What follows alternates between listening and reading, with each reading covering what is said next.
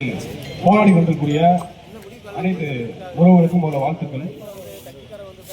இன்னைக்கு நம்மளாம் சமூகமா நிக்கிறோம் அப்படின்னு சில பேர் குற்றப்படுத்தி அவங்க பிரிவினையாக காட்டி இந்த போராட்டத்தை ஒடுக்கக்கூடிய வேலை செய்யறாங்க. நான் ஒன்றும் இந்த சமூகங்களை தேர்தல் உறவாளர் கிடையாது.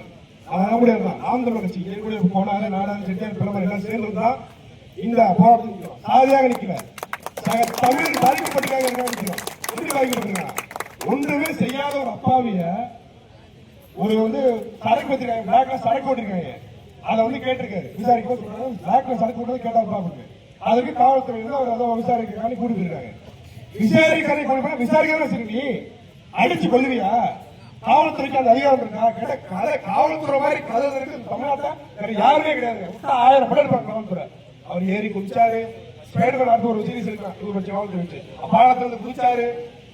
விசாரணை போறதுக்கு ஏறி குதிக்கிறாரு. சட்டத்துல ஓட்டு இல்லையா? அவர் குற்றவாளியா இருந்தாலுமே சிறை தண்டனை போனது கூட வக்கீல வச்சு பேர போட்டு வர்றாரா? அடிச்சு கொள்ளுங்க என்ன தகுதி இருக்கு? இல்ல காலை ஒடிக்கிறது, கையை ஒடிக்கிறது, கேட்டா பாத்ரூம் வலிக்கிறது. ஏன் திமுக அமைச்சர் எந்த அமைச்சரும் வலிக்கிறது?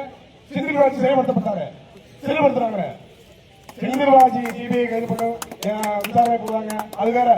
செந்தில் பாலாஜி காவல்துறை கைது செஞ்சாலுமே கால் கையெல்லாம் முடியாது. திமுக நபர் கைது செய்ய கால் கையெல்லாம் முடியாது. ஏன் இதே விருதுபாக்கத்துல கனிமொழி அவர்கள் பங்கெடுத்த ஒரு கூட்டத்துல பிரவீன் ஏகாம்பரம் அப்படிதான் 2 திமுக அங்க பாதுகாப்பு நின்ற பெண் காவல்துறை அதிகாரிகள் இடுப்ப முடிச்சுக்கிட்டாங்க. அவங்க கைகால் முடிச்சுங்க. நீங்க நடவடிக்கை எடுத்தீங்களா? பஞ்சாயத்து பண்ணி அனுப்புறாங்க மாவட்ட செயலர், திமுக மாவட்ட செயலர். ஏன்னா பொறுக்கி கும்பலா சேர்ந்து நீங்க தமிழ்நாட்டு